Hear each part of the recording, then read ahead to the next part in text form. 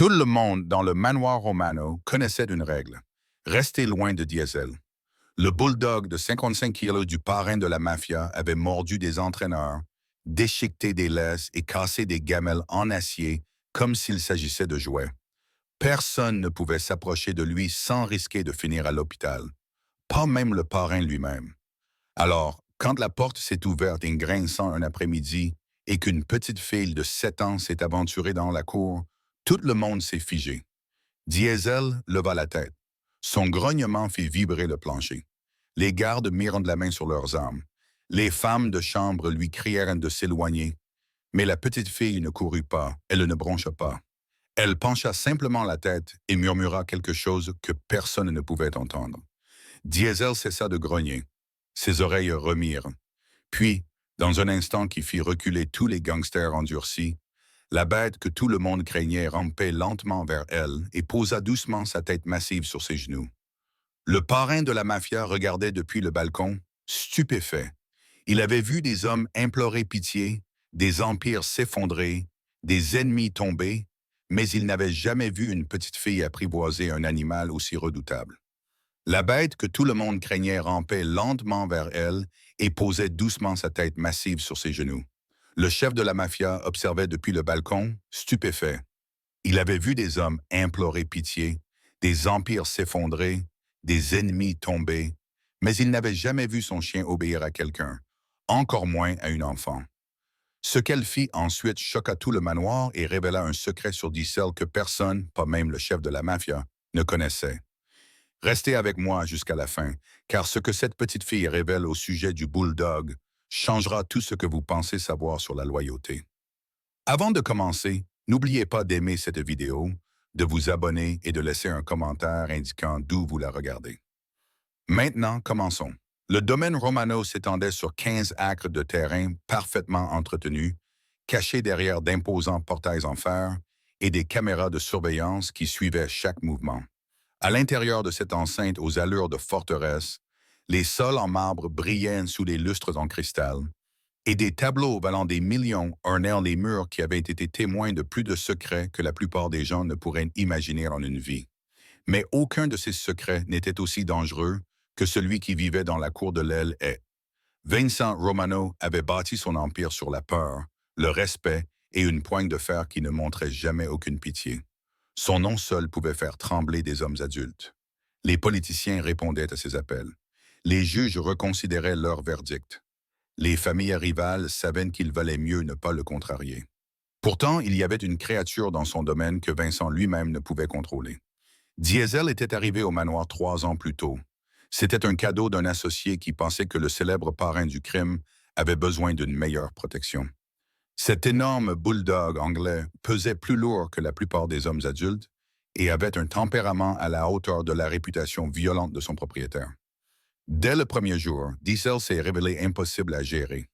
Le premier dresseur a tenu exactement 47 minutes avant que Diesel ne le coince dans l'abri de jardin, grognant avec une telle férocité que l'homme a grimpé sur le toit et a refusé de descendre jusqu'à ce que les hommes de Vincent apportent une échelle. Le deuxième dresseur a tenu 2 séances avant que Diesel ne déchire une laisse renforcée, comme si c'était du fil dentaire et ne le chasse hors de la propriété. Au moment où le 5e dresseur a démissionné, la nouvelle s'était répandue dans tout le réseau clandestin. Diesel n'était pas seulement agressif, il était dérangé.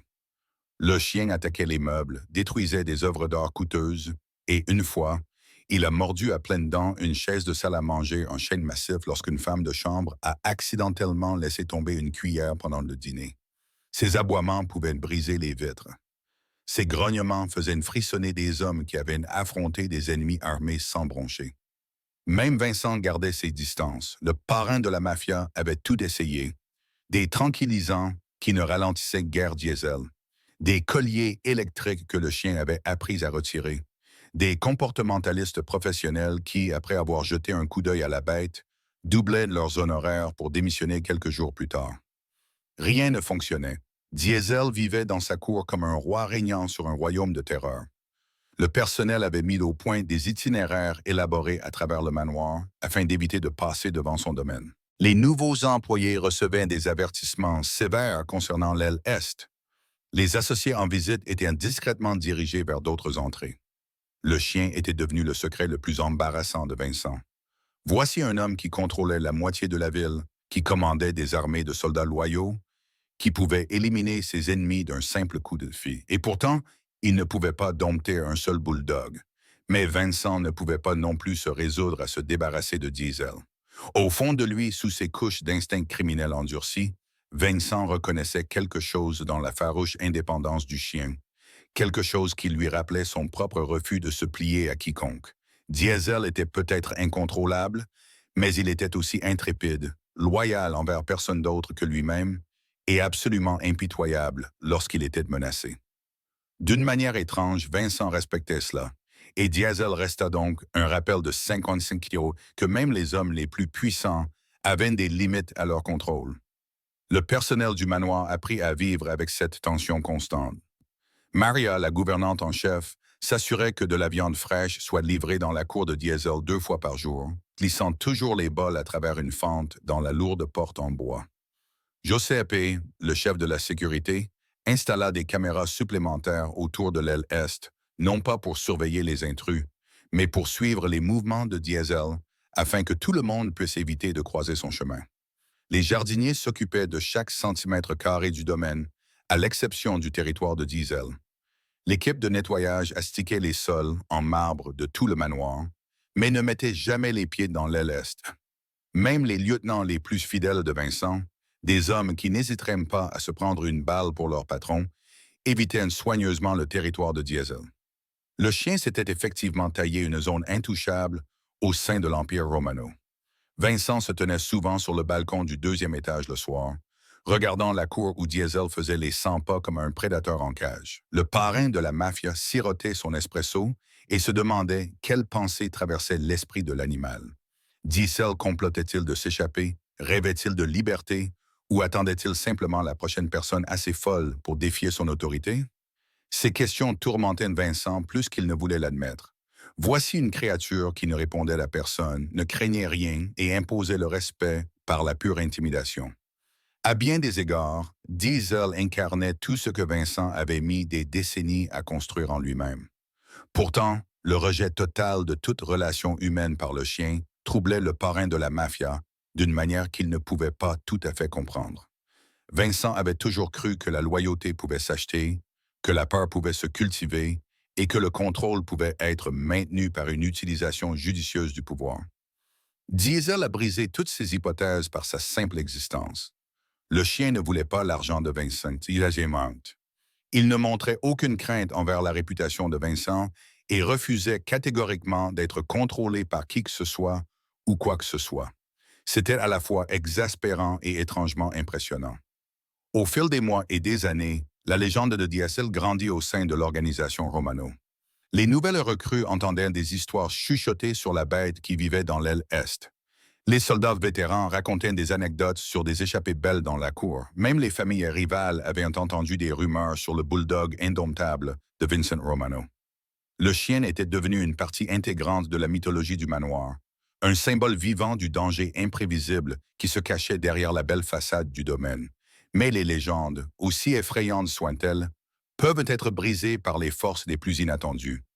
Et en cet après-midi d'automne particulier, alors que la lumière dorée du soleil filtrait à travers les hautes fenêtres du manoir et projetait de longues ombres sur les sols en marbre, cette force était sur le point d'arriver sous la forme la plus improbable qui soit. L'après-midi avait commencé comme tous les autres au domaine Romano. Maria était en train de polir l'argenterie dans la salle à manger lorsqu'elle entendit la sonnette de l'entrée principale résonner dans les couloirs du manoir. Jep vérifia les écrans de sécurité et vit une berline noire s'arrêter dans l'allée circulaire. Ses vitres étaient si teintées qu'elles reflétaient le ciel d'automne comme des miroirs. Vincent sortit de son bureau, ajustant sa cravate alors qu'il se préparait à accueillir son invité. Antonio Castellano, une associée venue de son pays natal, avait pris l'avion spécialement pour discuter d'un accord de transport maritime qui pourrait s'avérer très profitable pour les deux familles. Ce que Vincent ignorait, c'est qu'Antonio avait amené sa petite fille, Sofia Castellano, âgée de 7 ans, assise tranquillement sur la banquette arrière de la berline, ses boucles brunes encadrant un visage d'une sérénité inhabituelle pour quelqu'un de son âge. Elle portait une simple robe blanche et tenait dans ses bras un ours en peluche usé qui avait fait le voyage avec elle depuis la Sicile. Son grand-père lui avait expliqué qu'ils allaient en rendre visite à un homme très important dans une très grande maison. Mais Sophia n'était pas particulièrement impressionnée par les hommes importants ou les grandes maisons. Elle s'intéressait davantage aux histoires que sa grand-mère lui racontait sur les animaux capables de percevoir des choses que les humains ne pouvaient pas percevoir. Lorsque la berline s'arrêta, Antonio sortit et embrassa chaleureusement Vincent. Les deux hommes échangèrent en quelques mots en italien, tandis que Sophia sortait de la voiture, serrant son ours en peluche contre elle et regardant autour d'elle avec une curiosité tranquille. Ma petite fille, expliqua Antonio en anglais, posant une main protectrice sur l'épaule de Sophia. Ses parents sont en voyage. Elle reste donc avec moi pendant un mois. J'espère que cela ne vous dérange pas que je l'ai amenée. Vincent esquissa un sourire. Les enfants le mettaient mal à l'aise dans les meilleures circonstances, et celles-ci n'étaient pas les meilleures. Il avait des affaires délicates à discuter, et le manoir n'était pas vraiment adapté aux enfants, mais Antonio était un allié trop précieux pour l'offenser pour une si petite chose. Bien sûr, répondit Vincent. Maria s'occupera d'elle pendant que nous discutons. La gouvernante en chef apparut comme si elle avait été appelée, le visage illuminé à la vue de Sophia. Maria avait élevé 4 enfants et possédait cet instinct maternel qui attirait les jeunes comme des aimants. Elle tendit la main à Sophia, qui la prit sans hésiter. « Viens, petite, dit Maria doucement.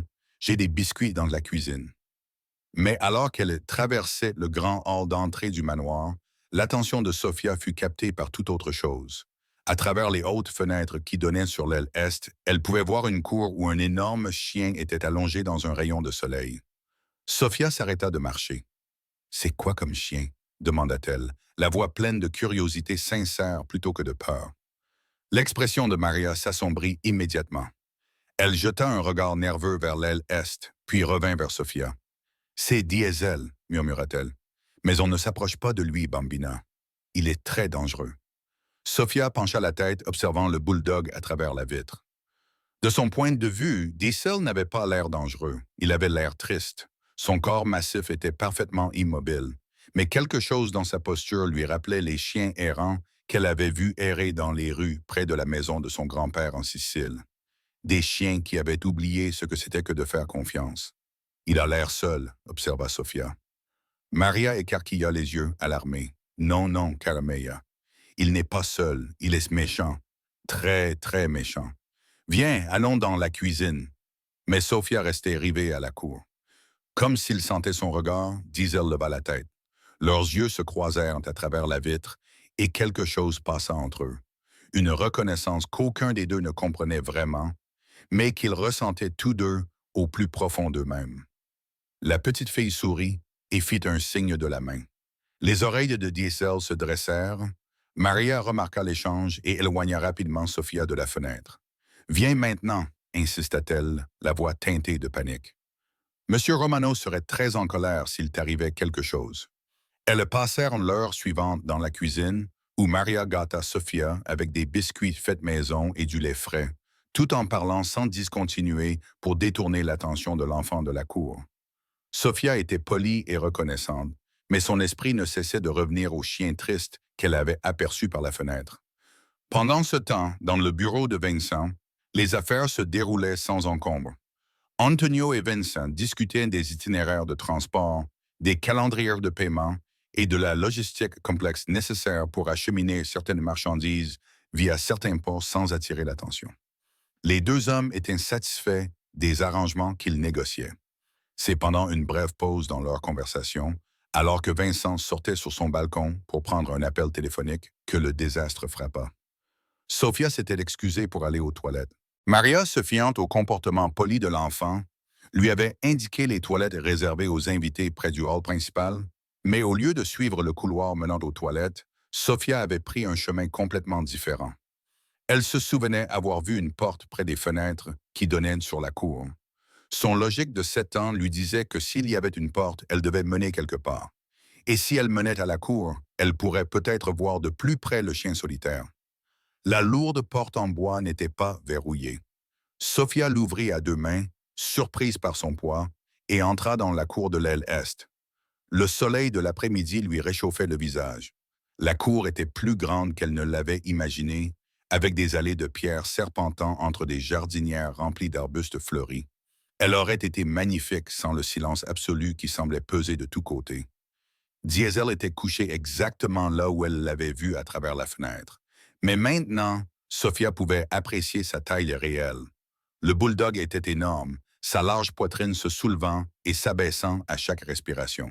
Son corps puissant dégageait une énergie à peine contenue, même au repos. Lorsque le pied de Sophia toucha le chemin de pierre, Diesel ouvrit brusquement les yeux. Le changement en lui fut immédiat et terrifiant. Son corps massif se raidit, ses lèvres se retroussèrent pour révéler des dents qui semblaient incapables de broyer des os. Un grognement retentit au plus profond de sa poitrine, si grave et menaçant qu'il semblait faire vibrer les pierres de la cour. Sophia se figea, non pas par peur, mais par reconnaissance. Elle avait déjà entendu ce son pendant les longues nuits où sa nonna était mourante. La vieille femme avait émis des sons similaires lorsque la douleur la saisissait si fort qu'elle ne pouvait plus parler. Ce n'était pas de la colère dans le grognement de Diesel, c'était de l'angoisse. « Tu souffres », murmura Sophia. Sa voix traversa la cour avec une clarté surprenante. Le grognement de Diesel faiblit. Ses oreilles, qui étaient plaquées contre son crâne en signe d'avertissement agressif, commencèrent à se redresser. Sophia fit un petit pas en avant, toujours serrant son ours en peluche dans ses bras. « Ma nonna souffrait aussi », continua-t-elle, d'une voix douce et sans crainte. Elle faisait des sons comme ça lorsque la maladie était vraiment grave. Mais elle se sentait mieux quand quelqu'un s'asseyait avec elle.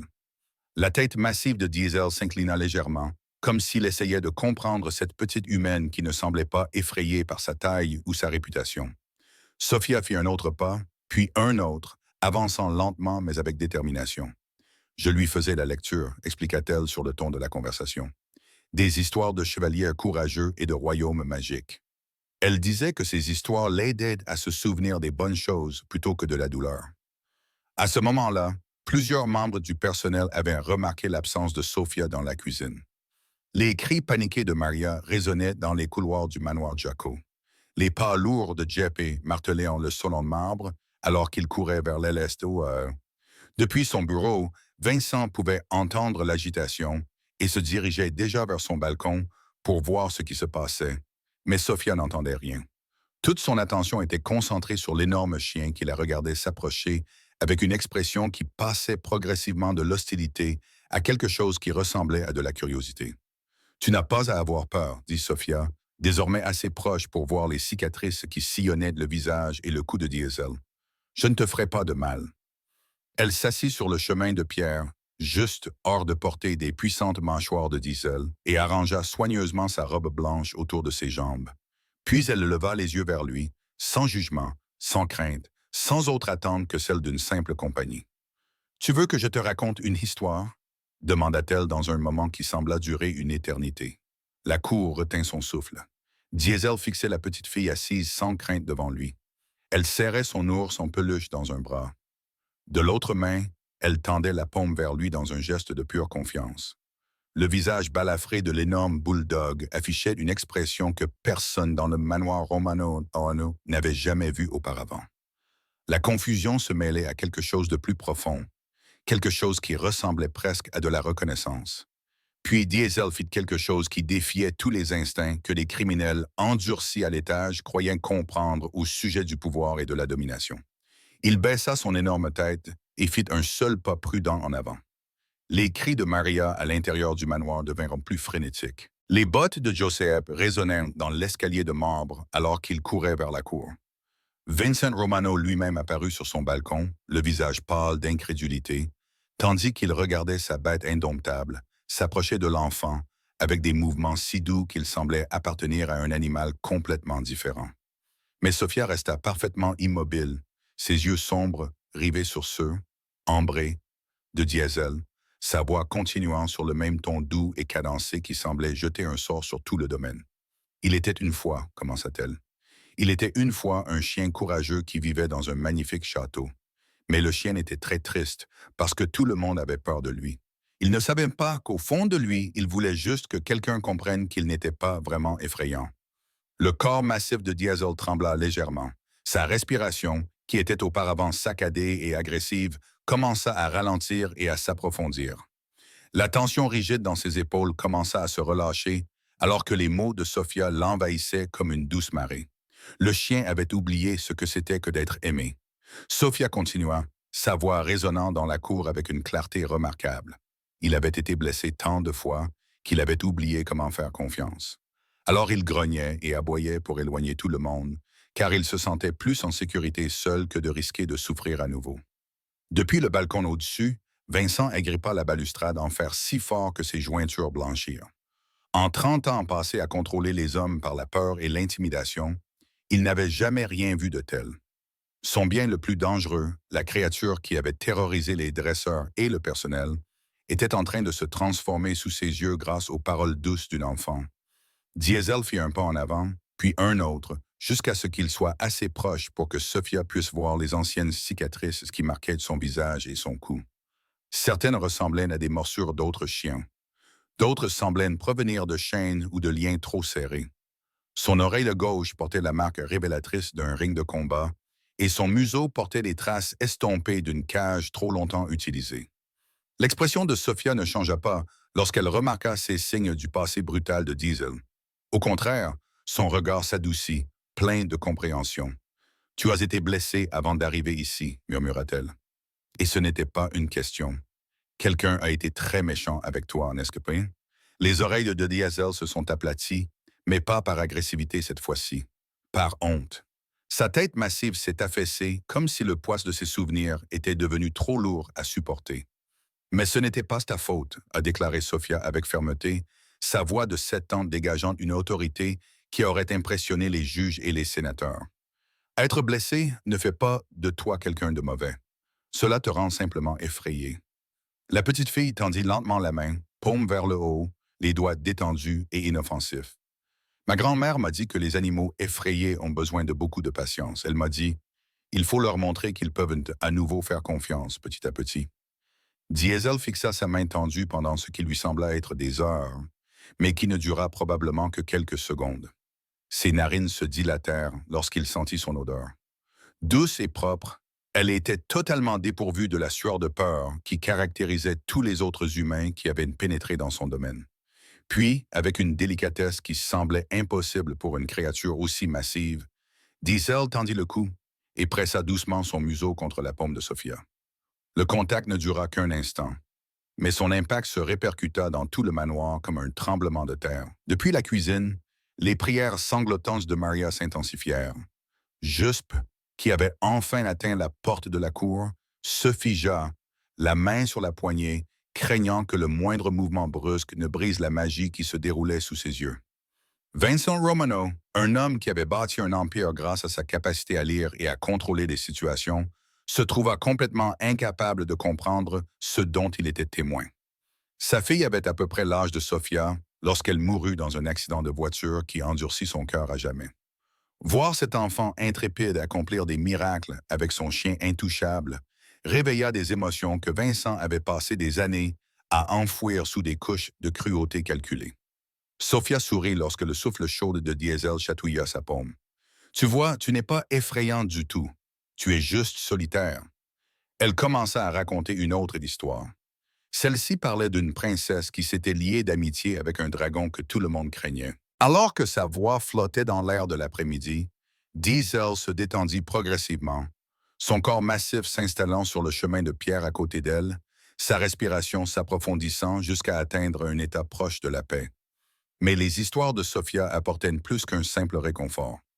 À chaque mot doux, elle déverrouillait des souvenirs que Diesel avait enfouis si profondément qu'il avait presque oublié leur existence. Des images d'une époque antérieure au combat, aux chaînes et aux cages, à la brutalité systématique qui avait transformé un chiot affectueux en une arme d'agression pure. Il y avait eu une autre petite fille, il y a longtemps, une enfant aux mains douces qui lui avait apporté des friandises en cachette et lui avait chuchoté des secrets à l'oreille. Elle lui avait été arrachée lorsque les propriétaires des combats de chiens avaient décidé qu'il était prêt pour un entraînement plus sérieux. Il ne l'avait jamais revue, mais son souvenir avait survécu au plus profond de son cœur, enfoui sous des années de douleur et de rage. La voix de Sophia était différente de celle de cet enfant perdu depuis longtemps, mais son intrépidité était la même. Sa gentillesse était la même, et pour la première fois depuis des années, Diesel se souvint de ce que c'était que d'être plus qu'un simple monstre. Alors que les ombres de l'après-midi s'allongeaient, Sophia continua ses histoires. Elle raconta à Diesel des chevaliers courageux qui protégeaient les innocents, des royaumes magiques où chaque créature était appréciée, des amitiés qui pouvaient surmonter tous les obstacles. À chaque histoire, les murs invisibles autour du cœur de Diesel se fissuraient un peu plus. Les membres du personnel qui s'étaient rassemblés pour assister à cette scène impossible commencèrent à chuchoter entre eux. Comment une enfant qui n'avait jamais vu le chien auparavant pouvait-elle comprendre exactement ce qu'il avait besoin d'entendre? Comment sa seule présence pouvait-elle transformer le résident le plus redouté du manoir en quelque chose qui s'apparentait à de la gentillesse? Même Antonio Castellaniano était sorti du bureau de Vincent, attiré par l'agitation, et se tenait maintenant à côté de son hôte sur le balcon. Le visage buriné du vieil homme affichait une expression complice qui suggérait que ce n'était pas la première fois qu'il était témoin du don inhabituel de sa petite fille avec les hommes tourmentés. Elle a toujours été comme ça, murmura Antonio à Vincent. Les animaux sentent quelque chose en elle, quelque chose de pur que nous avons tous perdu. Vincent acquiesça lentement, incapable de détourner les yeux de la scène en contrebas. Qu'est-il arrivé à ses parents? Demanda-t-il doucement. Le visage d'Antonio s'assombrit. Ils ont été tués par une famille rivale il y a 3 mois. Sophia était dans la voiture, mais elle a survécu. Les médecins ont dit que c'était un miracle qu'elle n'ait pas été plus gravement blessée, mais je pense qu'elle a peut-être subi des blessures qui ne se voient pas à l'extérieur. Cette révélation frappa Vincent comme un coup physique. Cet enfant d'intrépide avait subi des pertes qui auraient brisé des hommes adultes. Pourtant, elle était là, offrant du réconfort à sa bête indomptable, avec une générosité d'esprit qui faisait honte à tous les criminels endurcis du manoir. Comme si elle sentait le poids de la conversation adulte au-dessus d'elle, Sophia leva les yeux vers le balcon. Ses yeux sombres rencontrèrent ceux de Vincent à travers la distance, et elle lui offrit le même sourire doux qu'elle avait donné à Diesel. « Votre chien est très courageux. » Elle lui lança. Il avait juste besoin que quelqu'un le lui rappelle. Vincent se surprit à acquiescer, sans être tout à fait sûr de ce qu'il approuvait. Rien dans cet après-midi n'avait de sens selon les règles qui régissaient sa vie depuis des décennies. Le pouvoir venait de la force et de la peur, pas des mots doux et de la gentillesse patiente. Le contrôle s'exerçait par la domination, pas par la compréhension. Pourtant, voici la preuve que ces hypothèses fondamentales sur la nature de la force étaient peut-être complètement fausses. Sophia avait accompli en 20 minutes ce que des équipes de dresseurs professionnels n'avaient pas réussi à faire en 3 ans. Elle avait dépassé l'agressivité de Diesel pour toucher quelque chose de plus profond, quelque chose qu'aucune force ni intimidation ne pouvait atteindre. Alors que le soleil commençait à se coucher sur le domaine Romano, projetant une lumière dorée sur la cour, Sophia se levait enfin et époussait « Je devrais probablement retourner auprès de mon grand-père maintenant », dit Sophia, s'adressant à Diesel comme s'il pouvait comprendre chaque mot. « Mais je pourrais peut-être revenir te voir demain. » La queue de Diesel, qui n'avait jamais remué de mémoire d'homme, remua légèrement, timidement. La vue de ce simple geste brisa quelque chose dans la poitrine de Vincent Romano. Il agrippa plus fermement la balustrade du balcon, luttant contre des émotions qu'il croyait mortes et enterrées avec sa propre fille. En bas, dans la cour, Sophia tendit la main et caressa doucement la joue balafrée de Diesel. « Souviens-toi de ce que je t'ai dit à propos du courage, » murmura-t-elle. « Tu n'as plus besoin d'avoir peur. Tu as des amis maintenant. » Alors qu'elle se dirigeait vers la porte de la cour, Diesel la suivit de quelques pas avant de s'arrêter, comme si une laisse invisible le retenait. Mais ses yeux restèrent fixés sur Sophia jusqu'à ce qu'elle disparaisse derrière la porte, et même alors, il continua à fixer l'endroit où elle se trouvait auparavant. Le manoir s'emplit de conversations chuchotées et de rires nerveux, tandis que le personnel essayait de comprendre ce dont il avait été témoin. Mais Vincent resta sur son balcon, regardant son chien transformé se réinstaller sur le chemin de pierre, avec une expression d'attente patiente. Pour la première fois en 3 ans, Diesel ne faisait pas les 100 pas dans son domaine comme un prédateur en cage.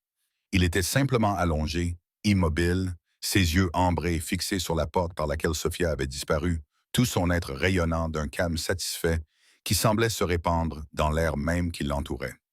Ce soir-là, après que Sophia eut retrouvé son grand-père et que le manoir eut retrouvé un calme inquiétant, Vincent se retrouva seul dans la cour. Les allées de pierre brillaient d'un éclat argenté sous le clair de lune, et l'air transportait le parfum subtil du jasmin provenant du jardin, mais son attention était entièrement fixée sur Diesel, qui était couché exactement à l'endroit où Sophia l'avait laissé quelques heures plus tôt. L'énorme bulldog n'avait pas bougé.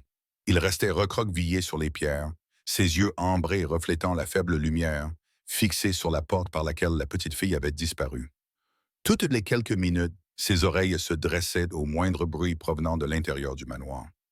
L'espoir vacillait sur son visage marqué par les cicatrices avant de s'évanouir à nouveau dans une attente patiente. Vincent n'avait jamais rien vu de tel. Pendant 3 ans, Diesel avait été une force de destruction pure, une arme vivante que même Vincent ne pouvait contrôler. Pourtant, un après-midi passé avec une fillette de 7 ans l'avait transformé en quelque chose que Vincent reconnaissait à peine. Ce changement n'était pas temporaire non plus. Les heures passaient et Diesel ne montrait aucun signe de retour à son ancien comportement agressif. Jep apparut à côté de Vincent, le visage buriné et marqué par la confusion. « Patron, dit-il doucement, que faisons-nous? » Les hommes posent des questions. Vincent comprenait son inquiétude. Sa réputation reposait sur un contrôle absolu, sur sa capacité à dominer n'importe quelle situation grâce à sa force supérieure et à sa ruse. Le fait que son bien le plus dangereux ait été apprivoisé par une enfant soulevait des questions gênantes sur son autorité. La nouvelle se répandrait au-delà des murs du manoir. Les familles rivales entendraient des rumeurs sur l'adoucissement de Vincent Romano, sur la faiblesse qui s'insinuait dans son empire. Mais en observant la veille de Diesel, Vincent se rendit compte qu'il se souciait moins de ses implications qu'il ne l'aurait cru. « Dites aux hommes de se taire, finit-il par dire. Ce qui s'est passé ici aujourd'hui reste ici. » Jeppe acquiesça et se fondit dans l'ombre, mais Vincent resta dans la cour. Quelque chose dans la transformation de Diesel le tracassait, exigeant un examen plus approfondi. Le changement du chien avait été trop complet, trop immédiat pour s'expliquer par un simple dressage ou même une gentillesse exceptionnelle. Vincent avait été témoin de la douceur de Sophia, avait entendu ses paroles apaisantes, avait vu son approche intrépide. Mais il y avait eu autre chose dans leur interaction, quelque chose qui transcendait le lien normal entre l'homme et l'animal. La façon dont Diesel avait réagi à sa présence suggérait une reconnaissance plutôt qu'une simple acceptation. Un souvenir remonta à l'esprit de Vincent. Il y a 3 ans, lorsque Diesel était arrivé au manoir, l'associé qui l'avait livré avait mentionné le passé du chien, quelque chose à propos de combats de chiens et d'anciens propriétaires. Vincent n'avait pas prêté beaucoup d'attention aux détails à l'époque. Concentré qu'il était sur l'acquisition de ce qu'il croyait être le chien de garde parfait, ces détails oubliés lui semblaient désormais cruciaux. Vincent sortit son téléphone et fit défiler ses contacts jusqu'à trouver le numéro dont il avait besoin. Marco Torino répondit à la 2e sonnerie. Sa voix grave trahissait la fatigue d'un homme qui menait la plupart de ses affaires après minuit. « Vincent, que puis-je faire pour toi à cette heure indue? Le chien que tu m'as amené il y a 3 ans, dit Vincent sans préambule. Dis seul, j'ai besoin de tout savoir sur ses origines. Il y eut un silence à l'autre bout du fil. C'est de l'histoire ancienne, Vincent. Pourquoi cet intérêt soudain? Dis-moi tout. Marco soupira, le son crépitant dans le haut-parleur du téléphone. Je l'ai récupéré dans un élevage de chiens de combat qui a été fermé par les autorités. D'après ce que j'ai entendu, c'était un endroit brutal. Ce chien était l'un de leurs meilleurs combattants, invaincu sur le ring. Mais il avait des problèmes de comportement qui le rendaient difficile à gérer, même pour ses animaux. Vincent serra son téléphone plus fort. Quel genre de problème de comportement? Une agressivité imprévisible, principalement. Mais voici ce qui est étrange. Les dresseurs disaient qu'il était complètement différent avec les enfants. Docile, presque protecteur. Ils utilisaient une petite fille pour le calmer entre les combats. Une enfant des rues qu'ils avaient recueillie. Apparemment, elle était la seule à pouvoir s'approcher de lui quand il était excité. Le sang de Vincent se glaça à mesure que les paroles de Marco faisaient de leur effet. La petite fille du ring de combat. La connexion instantanée entre Sophia et Diesel. La façon dont l'énorme bulldog avait réagi à sa voix, à son toucher, à sa présence. Tout cela prenait un sens terrifiant. Marco. La voix de Vincent n'était plus qu'un murmure. Qu'est-il arrivé à cette fille? Une autre pause. Plus longue cette fois. On dit qu'elle a été adoptée par une famille. Des gens sympas, d'après ce que j'ai entendu. Ils l'ont sortie de cet enfer avant qu'il ne soit trop tard. L'esprit de Vincent tournait à toute vitesse. Les parents de Sophia tués 3 mois plus tôt. Sa survie contre toute attente. La façon dont elle semblait comprendre la douleur de Diesel sans explication. La reconnaissance dans leurs yeux lorsqu'ils se sont vus pour la première fois à travers la fenêtre du manoir. La famille qui l'a adoptée, insista Vincent. Vous ne connaîtriez pas leur nom? Castagnano, répondit Marco. Pourquoi toutes ces questions, Vincent? C'est de l'histoire ancienne. Vincent mit fin à l'appel sans un mot. Ses mains tremblaient, tandis qu'il fixait Diesel, qui restait immobile dans sa veille. Le chien n'attendait pas le retour d'une petite fille quelconque. Il attendait la seule personne qui lui avait témoigné de la gentillesse dans le chapitre le plus sombre de sa vie. L'enfant qui lui avait été arraché lorsque le cercle de combat avait décidé qu'il était prêt pour un entraînement plus brutal. Sophia n'avait pas seulement calmé un animal dangereux cet après-midi-là. Elle avait retrouvé son plus vieil ami, un ami qui n'avait jamais oublié ses mains douces, sa voix apaisante, son cœur intrépide. La transformation de Diesel n'était ni magique ni miraculeuse. C'était de la reconnaissance. C'était de l'amour. C'était le lien indestructible entre deux âmes qui avaient survécu ensemble à l'enfer et s'étaient retrouvées contre toute attente. Vincent Romano avait bâti un empire sur la conviction que la loyauté pouvait s'acheter et que la peur pouvait tout contrôler. Mais en observant le dévouement inébranlable de Dieselin envers une petite fille qui avait sauvé son âme des années auparavant, le parrain du crime comprit enfin la différence entre l'obéissance et la véritable loyauté. L'une était une transaction, l'autre était un choix qui transcendait tout le reste. Parfois, les liens les plus puissants ne se forgent pas par la force ou l'intimidation. Parfois, ils se construisent par la simple gentillesse offerte à quelqu'un qui en avait le plus besoin. Et parfois, ces liens peuvent en survivre à tout ce que le monde leur inflige, attendant patiemment le moment où deux âmes brisées pourront à nouveau se guérir l'une l'autre.